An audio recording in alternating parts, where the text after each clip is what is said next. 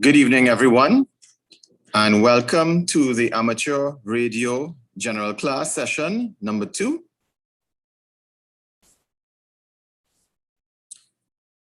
So our previous session, we had an orientation and we went through some logistics. We discussed who the facilitator was. We talked a bit about the REACT organization.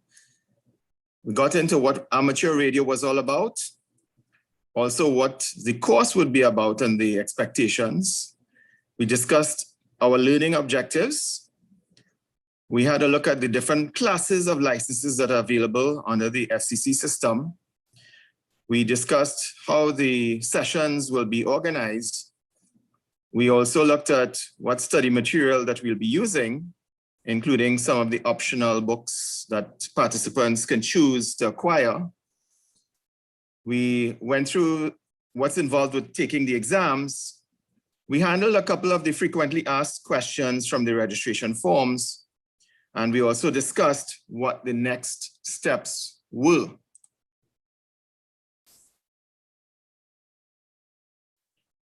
So we're about to commence our curriculum today. Last session, we did not get into any of the material, and we'll be doing so head on. And on the screen would be our curriculum, and note that we are only just beginning with the electrical principles. So we have all the way to go to the end. So just to mention, Sunday coming, the 18th of April will be World Amateur Radio Day, very relevant to our class, seeing that we are doing amateur radio.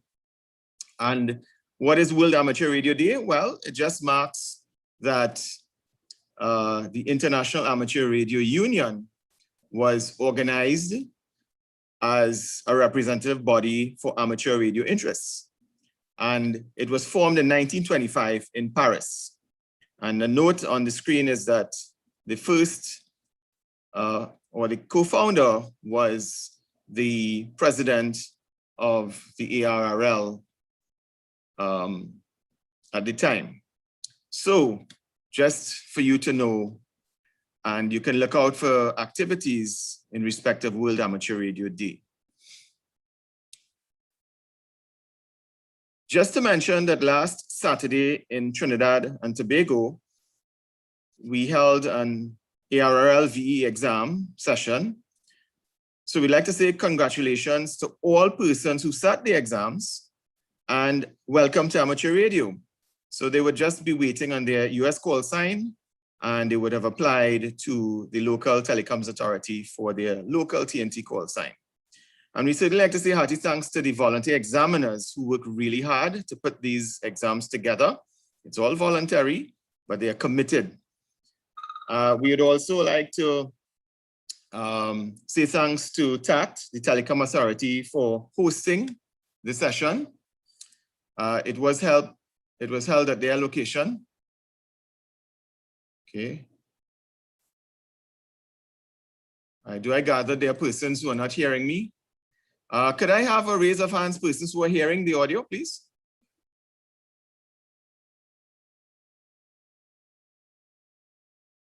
Okay, so I'm not sure.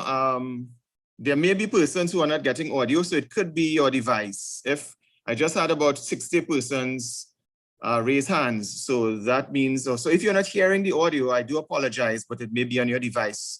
So you can just double check, probably sign out of Zoom, sign back in. Persons, if you install Zoom and didn't give it permission while installation, there can be issues with microphone and speakers. So we hope that persons can have that sorted out.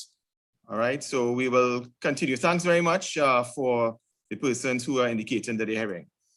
All right, so persons who did not hear, perhaps we can you can look at the recording once it stays. So we do apologize for those who are unable to hear the audio this evening. Right, so certainly thanks to TAT for hosting the exam session. I believe that will be the model going forward. where the authority will be facilitating those exam sessions. And just a tip for persons who have become new hams, if you don't have equipment, radio equipment as yet, check out Echolink. We did have a little bit about Echolink in the technician class session, but you can check out the app Echolink as well as the Windows version of Echolink, where you can use your call sign legitimately and get involved in conversations on amateur radio. Just to also mention, we have gotten feedback from some of the students who were in the technician class, who sat the exam on Saturday, and all of the feedback that we have gotten is success. So we certainly say congrats again and very well done. And many of those persons are in the general class here with us today.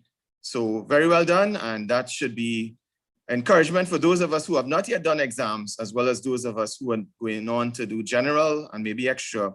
You can do it. It's very doable. Just have to put your mind to it and steering to the wheel. So speaking of exams, just a slide again, reminding persons that there are practice exams available that can build your confidence. And guess what? You don't have to wait until you develop a whole set of knowledge to take these practice tests. You can take them as soon as you are ready and see where you are at, if that's something you would like to do. So again, these are the links. And if you would like to share with me your progress, you can use the hamstudy.org link that we have there, okay? So we had some questions from the last session, the orientation. We were not, unfortunately, able to deal with all of the questions because there were quite a few. So I reviewed the questions, the unanswered ones in particular, and we found that they were actually very common questions that were asked. Not everyone asked it in the public forum, some sent it directly. So in collating those Q&A, we came up with just a handful of questions that hopefully will address all of those concerns that persons had. So let's go with the Q&A. So the first question we had was around the React organization, where persons said that there's no React team in my country. How do I start a React team? Firstly, it takes 3 persons to start a team. So once you and 2 other persons, could be adult members, could be youth or junior members, you can start a React team. To do so, it's simply to obtain the charter forms and submit to React International. Those forms are available on the website. However, if you contact me, I'll be able to email them to you, WhatsApp them to you, and so on. But it is on the website in terms of starting a team. You form an organization in your country in accordance with the local laws, however that is done. But it's typically registration, a name search, for instance, and bylaws. You usually have bylaws for the organization. Maybe you need to register as a nonprofit or an NGO, non-governmental organization. So each country, each territory, it may be a little bit different, but there are some similarities. You know, you select a name, you do a name search, and then you register that name and you form the organization.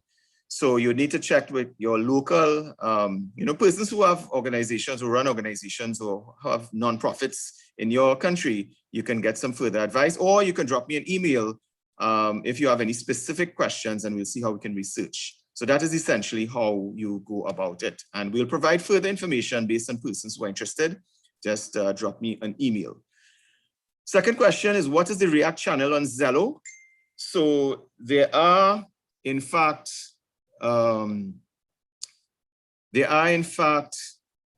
several. Okay, so we're seeing I'm getting quite a few WhatsApp messages of persons but being unable to join the session. I'm not sure why that is so, because I'm seeing quite a few people on. So I'm not sure why there are difficulties by some persons. So I do apologize to those persons who can't get in. Right, so there are many, sorry about that. Right, there are many channels on Zello that are associated with React organization, and some of them are specific to teams. However, the one that was mentioned in the orientation that we'd encourage persons to consider joining is called React Members. So it's the word React followed by a space and the word members as in plural. So I'd just like to conduct a quick poll via raise of hands. How many persons might have joined Zello and perhaps joined up onto the React Members channel as a result of last week's session, the orientation? So show of hands, just a raise of hands. Okay. Persons who have joined Zello as a result of the first session. All right, so quite a few it seems. And I guess the rest would have, maybe persons who did not answer are already on Zello. So very good indeed. Trust that persons would have seen, well, since our last session, quite a lot has happened on the channel in respect to the La Soufrière volcano eruption, all those events, and quite a bit of updates being sent fast and furious on the channel. So that's what it's about, information flow, and we certainly pray for those in St. Vincent as they go through these difficulties, but we're here to support. Okay. Yes, so please try, yes, you can try the YouTube overflow. You just click on the link and it will take you to YouTube if you're having difficulty with the audio. So that's one way. Thanks very much. Good suggestion. All right, so we are streaming apart from the Zoom session. We are streaming, supposed to be streaming live on YouTube. So persons can find the channel by simply searching or Googling, searching for 9Z4RG or 9 Zulu for Romeo Golf. You search for that and you'll see the live session. Okay. All right. Which book do you recommend? So during the orientation, we mentioned 3 books, all of which are pretty good. You had the ARRL text, you had the one by Gordon West, that's WB6NOA, and then you had Dan Romanchik's, that's KB6NU's book. I will be using the KB6NU book during the course. So if you want to follow along with that, you can certainly acquire that book. It's available on Amazon as well as the author's website for download. You can purchase it as a text hard copy and have it shipped to you, or you can download it and have a PDF immediately. So it's up to you. So all of these books are good, and there are quite a few other really good books as well. Right, so I hope that answers the question that was asked.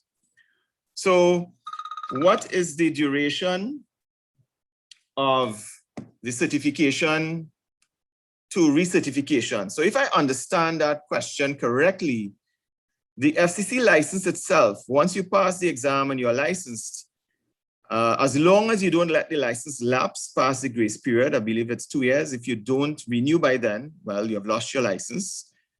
However, if you don't let it lapse, you know, there's no recertification, all right? If you let it lapse within 2 years, you can renew without recertification. But please try not to let your license lapse, right? That's not something you want to do. As far as the local TAT as well, please do not let your license lapse, because you may be required to present your certification if enough time has gone by, right? So please don't try not to let it happen. But there's no recertification requirement, if I understand the question correctly. It's not as though every 4 years you have to go and take another HAM exam to maintain your license, right? Just don't let your license lapse. How long will the recordings be available for? Well, indefinitely. It's on YouTube, and I have no intentions of taking it down per se. However, note that because the question pools expire every 4 years, that should be 4 years.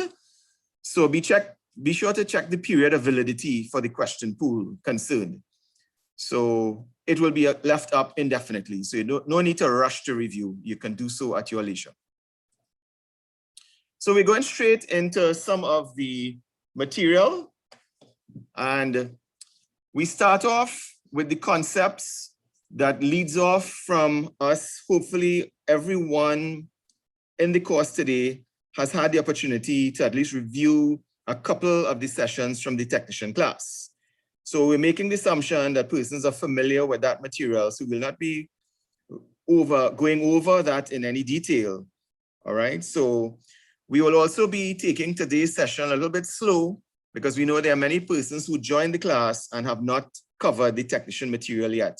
So we will not be doing a whole lot today, but we will get into it. So in the technician class, we discussed the concept of resistance. And we said resistance was the opposition to flow of a current. And we had used water as the analogy. Most of us know about water. Most of us have pipe-borne water. Most of us have taps in a sink of some sort, a standpipe. Some of us will have a shower. Some of us will have a water tank that contains a water pump, and that water pump may have a pressure tank in it and so on. And we all may turn on and turn off a valve. So we may very well be familiar with water. And we use the analogy of water to say that in a water circuit, things like valves present a resistance to flow. So in the same way, in electronics or in electric circuit, there are devices that produce a resistance to flow, to stop or to impede or to hamper that flow.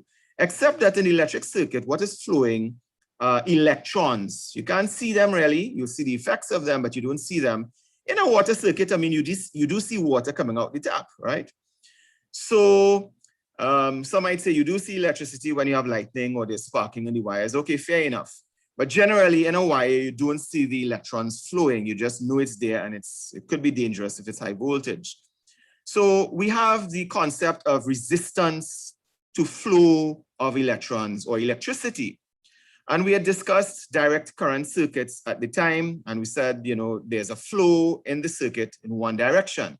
But we had also talked about alternating current circuits, where that flow of electrons will go in one direction 1 minute, and then another direction another minute. And I'm saying a minute, it's not a minute, but quickly back and forth, that alternating.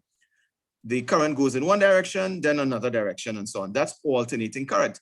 But there's also resistance to that flow. There's that opposition to that flow, and there are different components that present a resistance. And we talk about a component called the resistor that gives us resistance. So resistor, the symbol, as we see on the right-hand side here, that's one of the symbols. So you will see another symbol a little bit that's used to show a resistor. It opposes the flow. So in AC circuits, you also do have resistors that will impede or push back or hold back the flow in the circuit. Yes, in DC, you will have the flow that is also held back as well, but you will have the flow that is held back by a resistor in an alternating current circuit also. And whether it's a DC flow or an AC flow, the resistors will resist. Yes, they would. However, in an AC circuit, something special happens when you introduce two components, capacitors and inductors. And we dealt with these in the technician class, what they are. And I likened the capacitor and the inductor to the pressure tank on your water pump or in your water system, you know, where it holds a charge or it holds some water and it will hold electrons. And because of the property of those devices, the inductor and the capacitor, and we see them here, this is a capacitor, the symbol for capacitor. You remember from the technician class, I hope we do. And this is a symbol for the inductor or coil. And when current flows in these and there's an alternating current, something really special happens. Remember in the DC circuit, we said, you know, the charge will store up in the capacitor and the inductor and it will be released and so on. The same thing happens, you know, in your water system with the cut-on or the shut-off valve, the automatic relay that will start and stop the pump and provide a resistance, you know. So all of that happens also in an electronic circuit. You have that resistance, but we don't call it resistance when it comes to alternating current and capacitors and inductors. That opposition to flow with alternating current, we don't refer to it really as resistance. We will say it's called reactance. And just to let you guys know, that has nothing to do with the react organization. It is strictly the term that we use to describe that opposition to flow of alternating current in an alternating current circuit resulting from capacitors and inductors. So once they're in a circuit, they will oppose the flow of that current that is going back and forth, left and right, in and out, right? But it's called reactance. And the symbol for reactance is the letter X. So once you see X equals something, you know X is reactance. Just like in the direct current examples, we say resistance was R equal. Well, you also have resistance in alternating current circuits too, you know, all right? But just bear in mind that for reactance, you could think of it as resistance in an alternating current circuit. You could think about it that way, but it's reactance once you're talking alternating current. And notice, just like the resistance, the unit of reactance is also the ohm, all right? So both are given in ohms. Resistance is given in ohms, and reactance is also given in ohms. All right. So of course, just like in the technician class, we had some formulae to be aware of. We will introduce a couple of them here as it relates to reactance. So remember we said that if we were to just have a circuit, an alternating current circuit, and the symbol in the left here just indicates there's an alternating current as opposed to a direct current.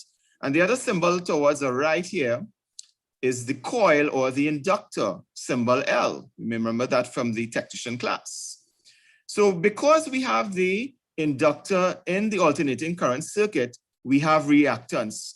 What sort of reactance we have? Well, it's inductive reactance. Why do we call it inductive reactance? Because we have an inductor or an inductor, right? So it's inductive reactance. Simple. I mean, when I say simple, inductors have inductive reactance, yeah?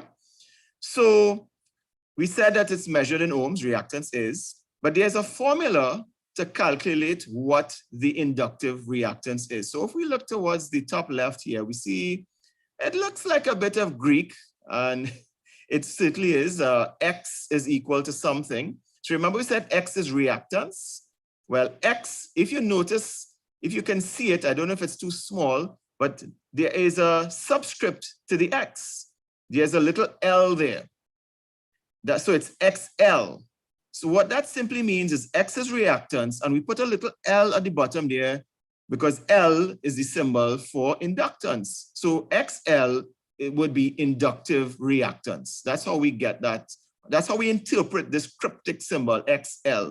Inductive because there's an L, and reactance because we know from the previous slide that X means inductance. Okay, but what is the formula? Inductance is equal to something. So the little bit of cryptic stuff on the right, it says 2, then there's a symbol which is actually pi, and then there's a letter F, small f, and then there's a capital L. So there's 2 pi FL, but what does that mean? So again, from the technician class, we learned when we had symbols and numbers next to each other, it simply means multiply. So we multiply 2 by the value of pi, whatever that is, and we'll come to it, multiply by F, and we'll find out what F is just now, and multiply that by L. So basically these 4 terms we multiply together, and then we will come up with what X is. So what started off as a very cryptic thing now is starting to, oh, okay, that's what that is. It's a formula that says, you know, it's like I'm buying 2 apples or 2 bananas or 2 breadfruit for $5. So if I want to find out what my total is, I say 2 multiplied by the cost per apple, $5. 5 2s are 10. So my total cost. So it's just as simple as that, you know. We multiply the terms together in this formula. So let's just see what pi, F, and L are. So we already know that X is inductance, and we said XL is inductive reactance because we're dealing with a coil or an inductor. We already know that reactance is measured in ohms, just like resistance. And notice the subscript L. Subscript means it's lower, so it's there at the bottom. I hope persons can see it. XL. But what is this pi symbol about? It is simply a constant. It's a value. It's an amount of 3.14 something. All right. That is what pi is. It's a fixed, it's a number. For our purposes, even though I have it here as 3.142, in a couple of examples, I'll just say pi is equal to 3. Forgive me for doing so, but we're trying to simplify, right? So pi is equal to 3 point something. But what is F? F is frequency. That should not surprise us from the technician class. F is frequency. We're doing amateur radio. So F stands to reason is frequency. But frequency of what? Well, it's the frequency of the alternating current. And remember I said frequency is measured in hertz. So it's the frequency in hertz. So again, maybe some of the technician class material is coming back to us. Yes. So that's why we said it's important that persons review the technician class material for some of these foundation concepts. So F is frequency measured in hertz. But what is L? Let's see what L is. L, as we know, is the symbol for the inductor or for the coil. So therefore, it is inductance. But what is it measured in? Inductance, we learned, was measured in henries. Yes? As in there's a hole in the bucket there, Eliza, it's henries. So if we know what each of these symbols mean, we simply put it all together. So XL is equal to 2 multiplied by the value of pi, multiplied by what the frequency is, multiplied by the value of the inductance or the inductor. So we can calculate that inductance by multiplying these figures if we get what F is and what L is. And what is F? The frequency, which they may tell us. What is L? Well, L is the inductance, which they may tell us the value of this coil. What is its inductance? Now, we have a statement here at the bottom that we will be going a little bit into maybe after the break. So I will just come straight and say the statement. It says, as the frequency of the alternating current increases, so too does the reactance of the inductor. Yeah? So we'll just take it for what it's worth for the moment, but we will see how we know that. By just looking at the formula, it may not be as obvious, or it may be, but we will show a couple examples to show if the frequency increases, that the inductance increases. So we'll come back after the short break to deal with this statement here. As the frequency of the AC increases, so does the reactance of the inductor. So we'll take a 2-minute break or so, just to get up, stretch your legs, maybe have a drink of water, bathroom break and so on. And we'll come back in about 2 minutes time.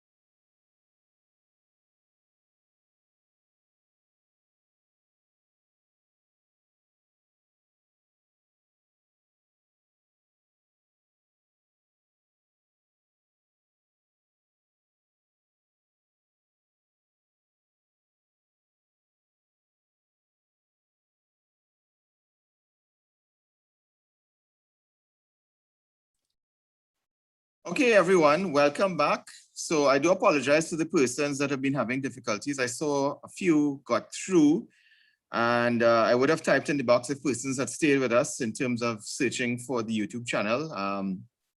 I do apologize for not being able to provide detailed instructions to everyone during the actual session itself. So I think, or most persons, I'm hoping are back on or on the YouTube stream. So let's continue where we left off.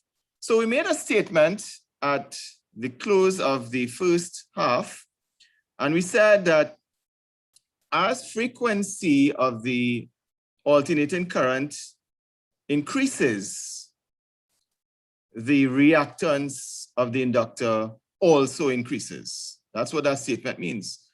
But let's see how we can show that is true by looking at the formula and plugging in some values. So we convince ourselves if we increase frequency that the inductance will increase. It might be obvious from looking at it to some, but let's actually look at it and put some values in and see or prove to ourselves that that is true.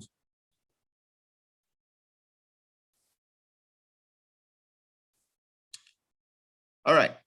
So if we looked at the formula again, we have an inductor in an alternating current circuit. And we have the formula that says XL is equal to 2 multiplied by pi multiplied by F multiplied by L. That's what that formula tells us. But if we plug in some values so that we can see if we change F, what will happen to XL?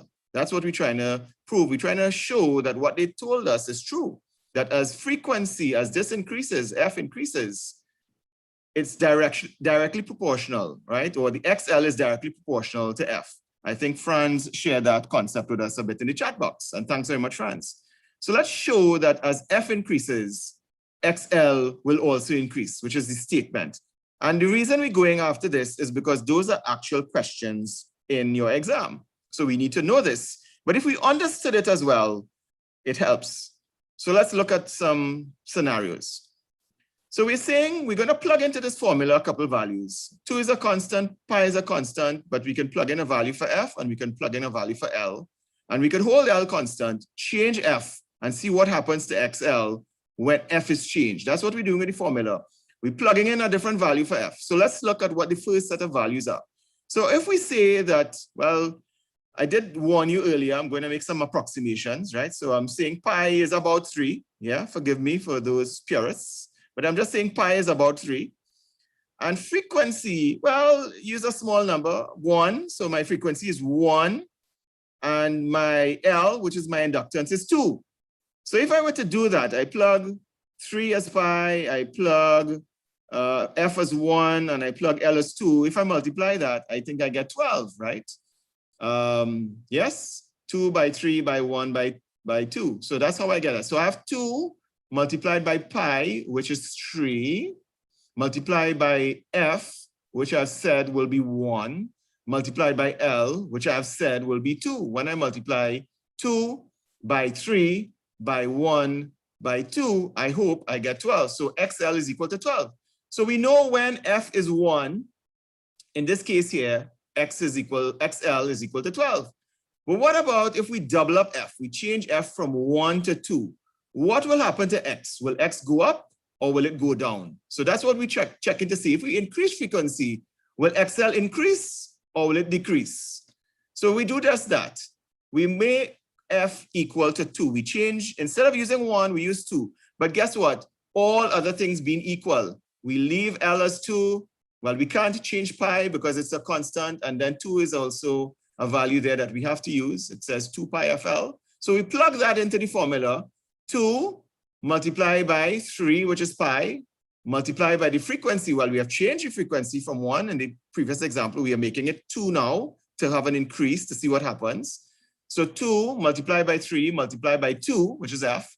And what is L? Well, we did not change L. L is still equal to 2. We're only changing frequency to see what happens as a result of changing frequency.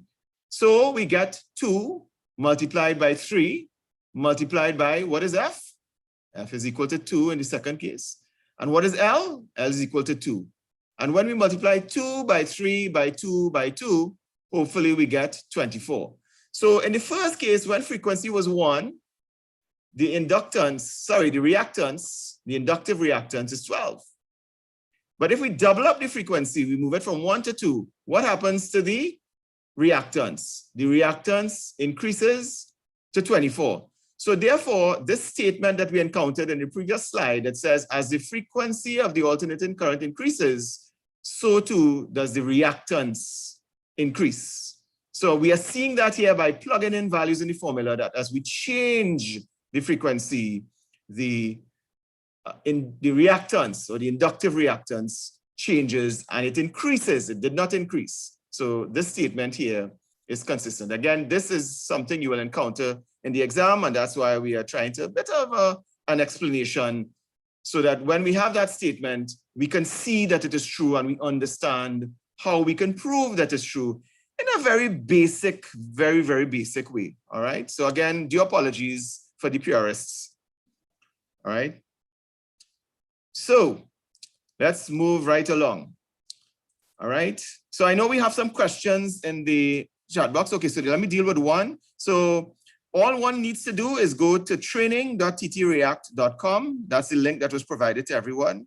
Training.ttreact.com. And you do that in a browser, and whether it's on a PC or a tablet, smartphone, it will open Zoom with the credentials.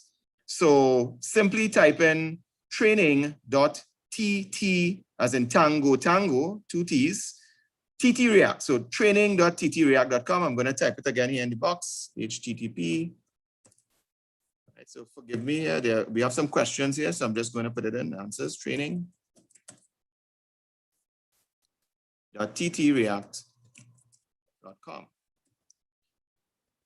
And when that is typed into a browser, whether it's Chrome, Edge, Safari, any of those browsers, it will open Zoom. If you have Zoom already, it will simply open it with the meeting. If not, you'll be prompted to download. I hope that answers the question. And we have several other questions, and we will attempt to deal with those in the Q&A section of the next session. All right. So I think we have hopefully convinced everyone that that statement that they gave us is true, that whenever frequency increases, the reactance increases in the case of an inductor. But what about the capacitor? So we said, you know, both the coil or the inductor, you have reactance, but you can also have reactance with a capacitor, all right? So let's deal with the case of the capacitor. What is the formula? And it is different. There's a different formula for calculating reactance when you have a capacitor in a circuit. So we have a circuit. On the right-hand side here, we have an AC signal, alternating current signal, and there's a capacitor. So notice we replace the inductor or the coil with a capacitor. So this is now a purely capacitive circuit. You have the signal and you just have a capacitor, no other device inside of there, no coil and so on, right? So we notice the formula is looking similar to the last one we saw, but it looks a little more cryptic. And we notice, you know, we're seeing a C instead of an L. And then there's a numerator and denominator. That means something divided by something. So the formula is a bit different. So let's deal with the Greek that we're seeing here. So notice we now have a formula that says XC, as in Charlie, XC, the subscript, that little letter below the X. I hope we can see it. It's XC. That means it is reactance, because we learned that X is the symbol for reactance. But we are seeing a C now. What is that C about? Well, we alluded to it. We are dealing with a capacitor. So that C must mean it's capacitive reactance. It's not an L. If it were L, it would have been inductive reactance, but we put a C there. So we know that C means capacitance or capacitor. So it's XC is equal to something. But what is that something? Oh, wow. Look at this formula. 1 over or 1 divided by a formula. It says 2 multiplied by pi multiplied by F multiplied by, is it L that we learned before? No, it's not L. It can't be L because we don't have an inductor, but C because we have a capacitor in the circuit now. That's why the formula has changed up. So it's changed where the L was, it's now a C. But on top of that, they have put a 1 over reciprocal, right? So let's deal with this formula a little bit by breaking it out. What is XC? XC is the capacitive reactance. And we know reactance is measured in ohms, the same thing as resistance. But notice the subscript C, XC. That's the symbol, reactance, but capacitive reactance, where there's a capacitor in the circuit. What is the next set of, well, we know about pi, the next set of symbols in the equation. We know about pi. We said pi was equal to 3 point something. And we know about F, we know about frequency. So we don't need to go over that. We're familiar with frequency. You know, we all know about frequency. That's why we're in amateur radio class. But C is capacitance. Guess what? We learned about that in the technician class, didn't we? So what we're seeing here is that we have to put the capacitance of the capacitor. But what is capacitance measured in? Again, something else we learned in the technician class. We have the unit of the farad. So therefore C, which is capacitance is measured in farads. So this formally cryptic looking equation is now explained. We know what each of these symbols are, and we know when we have symbols next to each other like that, we mean multiply. So to break down this equation, it is simply saying to us, if we want to get the capacitive reactance calculated, the formula is, it is equal to 1 divided by, or 1 over, we multiply 2 by pi, by the frequency, by the capacitance. And as before, we have a statement that we could either just believe it or we could check it for ourselves. Fact, check it. But let's see the statement. The statement says, in the case of capacitive reactance, right? As the frequency of the alternating current increases, the capacitive reactance, what? Decreases, not increases. But how do we know that is true? Some of us might be able to look at it and say it's obvious. Franz may tell us that it's a reciprocal, right? It's an inverse relationship. So let's see what that means. Let's prove to ourselves that if we change frequency, that instead of the reactance increasing, let us show if we increase frequency that it decreases. And we'll do so in the same way we did it earlier.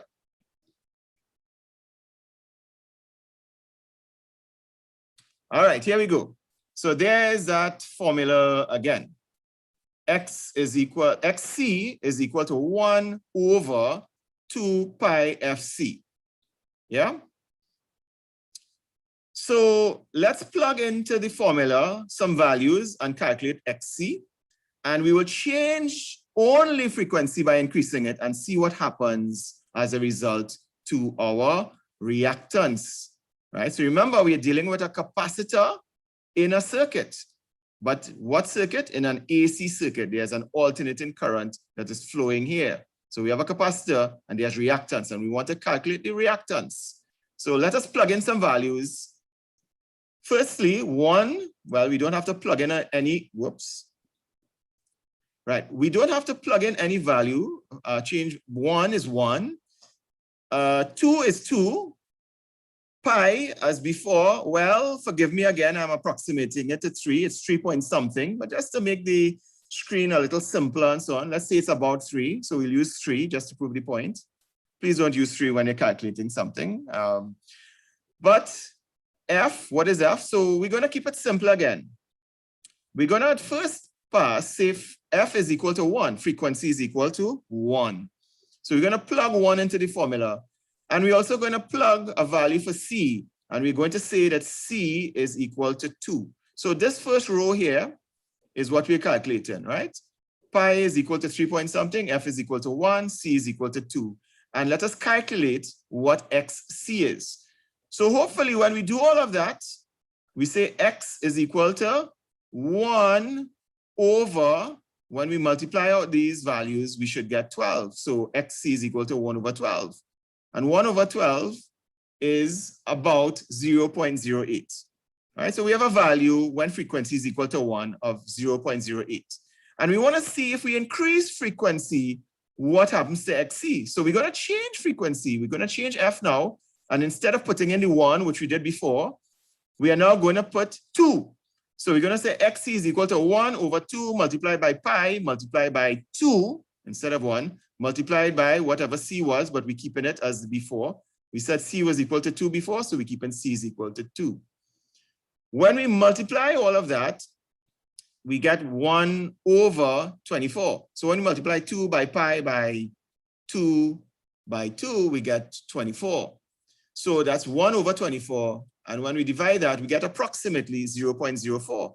But the question is 0.04 less than or greater than 0.08? Well, you're correct. 0.04 is less than 0.08. It is a lower number. So therefore, even though when we increase frequency, guess what happens to reactance? We show when we increase F, we increase frequency, the reactance, the capacitive reactance, XC, actually goes down. That is what this little exercise is about. This first row, we put in frequency equal 1.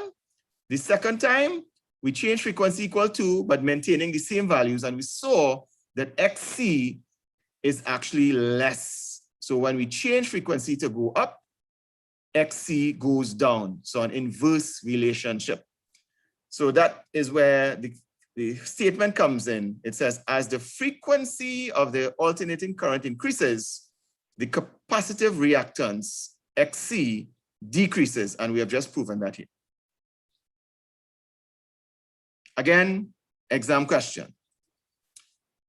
But we like to do something extra. So let's just do a comparison. So we just dealt with 2 different formulas or 2 different formulae, right? And for 2 different types of circuits, right? Both are AC circuits, alternating current circuits. We have the alternating current here. But in one case, we are using a coil or an inductor. And in one case, we have a capacitor. And notice the formulae side by side, or one on top of the other. One is for an inductor or inductive circuit, and one is for a capacitive or where there's a capacitor. Notice the similarity in the formulas, except that with the inductor you have L, and in the capacitor's case you have C, and it's a reciprocal where you have 1 over something. So just a comparison, you don't need to know this in a sense too much, but you know, if this helps you understand, hey, you know, you compare and contrast. That's why we have the slide up. It might help us understand, okay? All right, so we have been talking about earlier, we said in the technician class, we talked about resistance, and we said when we are talking about alternating current, we said that there's something called reactance. But in a circuit, guess what? You can have all of these things. You can have resistance as before, and you could have a coil or an inductor, which will give you reactance, but inductive reactance. And you can also have a capacitor that will give you reactance, but a capacitive reactance. You could have all 3 types of, let's say, opposition to flow of an AC current in one, right? So when we have resistance plus reactance, whether it's inductive or capacitive, and we put them all together, the total is called impedance. All right, so that word is impedance. But notice that impedance is the opposition of flow, just like resistance was, just like reactance was, but it's the total amount. But we wouldn't be dealing with it right now, but just note, you don't just simply add them. Unfortunately, it's not as straightforward as that. So we say it's not a straight sum. We don't just add the reactance to the resistance and come up with impedance. No, it's not quite like that. But it's the total of it. It's all of it together when you combine. So that's why we say a combination. It's just so we don't add them straight away, right? You have some little squaring and square rooting and so on inside of there. But it's the combination of all. So when you say, let me combine resistance and reactance, that combination is called impedance. So a term that we need to become a little bit familiar with. And guess what? Because resistance was measured in ohms and reactance was measured in ohms, when you combine them, guess what? The unit or the measurement of impedance is also ohms. It's nothing different or separate. It's still ohms, ohms, ohms, ohms. So anytime you're talking about some kind of opposition to flow, the units would be ohms. And of course, like everything else, we must have a symbol. What is that symbol? The symbol is the symbol Z. So Z is the symbol for impedance. Notice here though, we have a different, you may say, but Robbie, you taught us that a resistor looks like a little jagged lightning bolt. This is another way to represent a resistor. All right, so don't be too worried if you see a resistor looking other than what we might have been using as a symbol before. So this is a resistor as well. You have the coil, which is the inductor, and then you have the capacitor.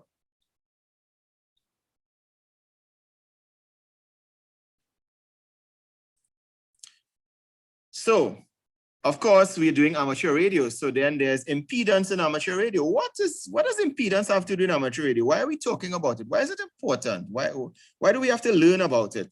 Well, it's important to all of us. So I need to know about impedance. That's why I have to look into it. So let's look into it together. In amateur radio, remember we talked about in an amateur radio station, you know, you will have a transmitter and you'll have an antenna. We did that in the technician class. You have a transmitter or a transceiver and you have an antenna. But it is important to know how to connect these two together, the transmitter and the antenna, right? So what we say is that when we connect these two together, it's important that we know the impedance of these two things that we are connecting together. The devices in the circuit, we must know what the impedance is. Whether it's 50 ohms, they must match, or we would like them to match, or like them to match as closely as possible.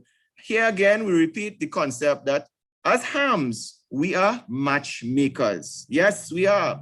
We like to make matches. And what are we matching though? Are we matching people? Maybe, but we are matching the impedance of one device to another. So when we match them, when they're equal, the impedance, we say that they are matched to one another. When the output impedance of a transmitter, so we have a transmitter here, this is a radio or a transceiver.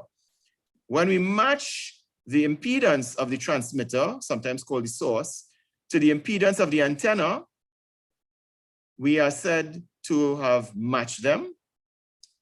And if it is that they are matched, what you have is maximum transfer power. Remember we said we don't want to waste any power. You're already paying for electricity.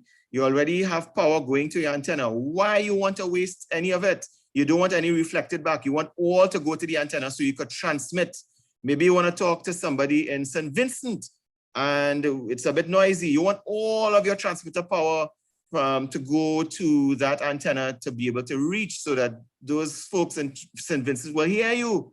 But if you are not matched, guess what? You will be wasting some of that energy. So when you have matching taking place, the transmitter impedance and the antenna impedance is the same, they match one another. You have a maximum transfer of power. You don't waste any. Also, up for your exam will be, how do we actually do matching itself? Yes, we said we need to match the source and the load, or we need to match the transmitter with the antenna and so on. We need to match two things. But how do we do it? How do we achieve that? Well, of course, we're doing circuits. So you probably guess, well, there's a circuit that we have to put in to do the matching. And you'll be right. But there are several different types of circuits that we could use to match. So we say that impedance matching is important in amateur radio. It's very important. Did we say that hams are matchmakers? Well, we are. And if we aren't yet, we're gonna be. But there are several ways we can achieve that matching. There are several different types of circuits that we could use to match devices, transmitters to antennas, for instance.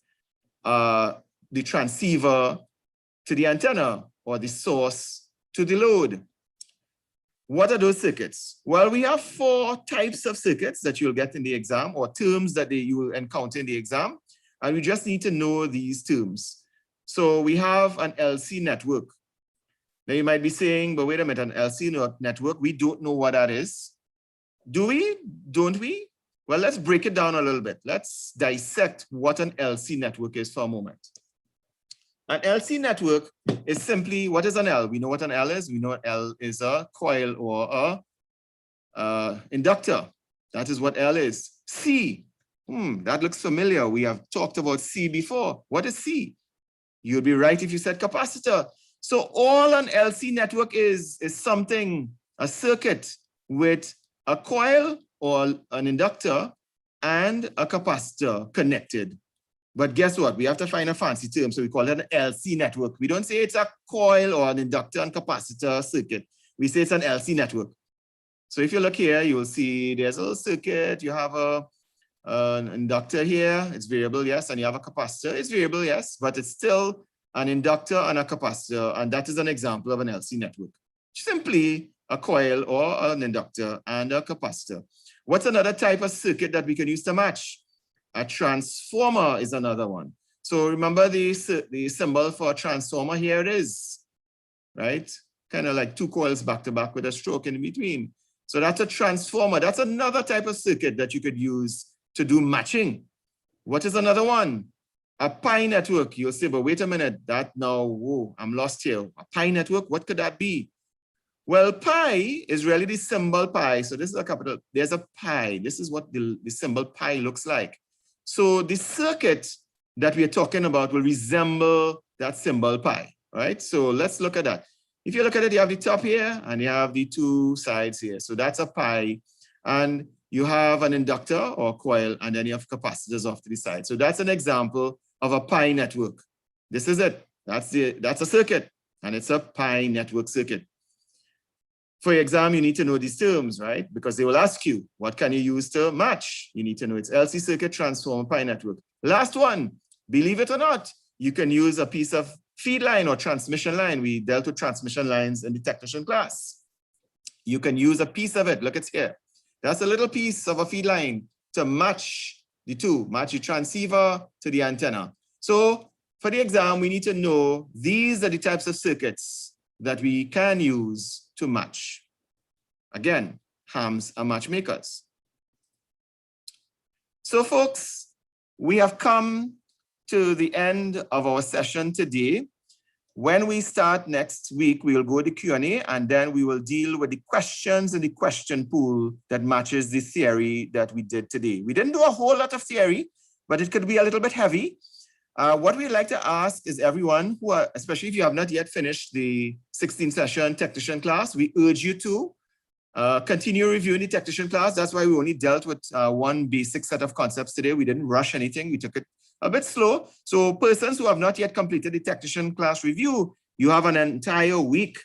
Maybe you have a smart TV that you will look at Netflix and spend 2 hours, 3 hours every night on a Saturday. That's the feedback we got. Well, take one of those hours and fire up the YouTube app on the TV and look at the sessions, right? As I said before, all you need to do is search for 9Z4RG. So I'll put that in again. You just search 9. Oh dear, I'm so sorry, Ramzan.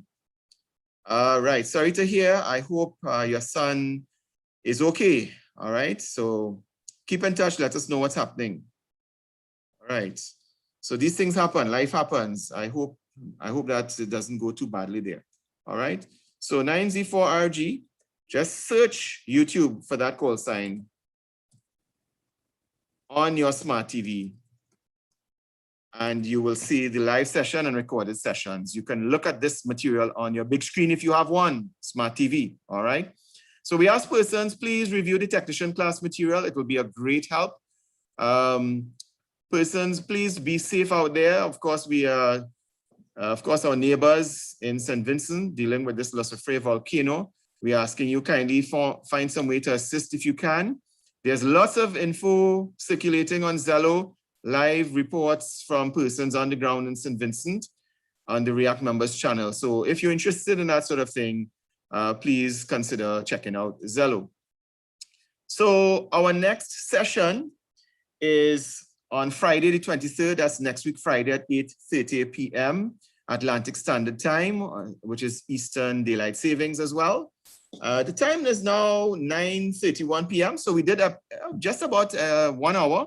Thank you very much for your time and your interest. And be safe out there. Take good care. Thanks a lot, Franz, for beautiful. Yeah, so Franz has just posted in the text box the link to the stream. So thank you so much, or to the query on YouTube. So I really appreciate that, dear Franz, all your kind assistance with these sessions.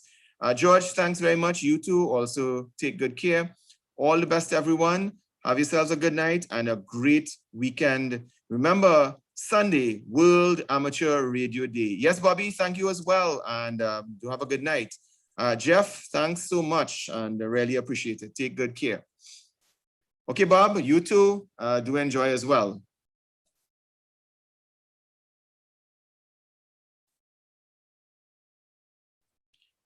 Thanks, friends. Really appreciate you being here. And thanks so much for the feedback. You know, I certainly appreciate your kind feedback as we will adjust these sessions as well. And I do appreciate your encouragement. It means so much to us. Adish, thanks for joining as well. Nice. Have a good night too, you and the folks. Larry, you're certainly welcome. And thank you as well. Andros, yes, and thanks for the tip a little earlier as well there, Andros. You know, when you're running live as well, sometimes things are not obvious. So we do count on everyone. Certainly appreciate it. Okay, Nicole, thanks as well. Good night too. Yeah, man, that's what we're talking about. Really appreciate it. You know, yes, good participation, Andros. Thank you.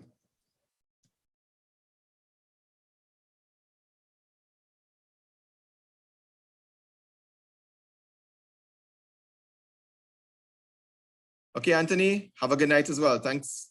Take good care. Marissa, thanks a lot as well.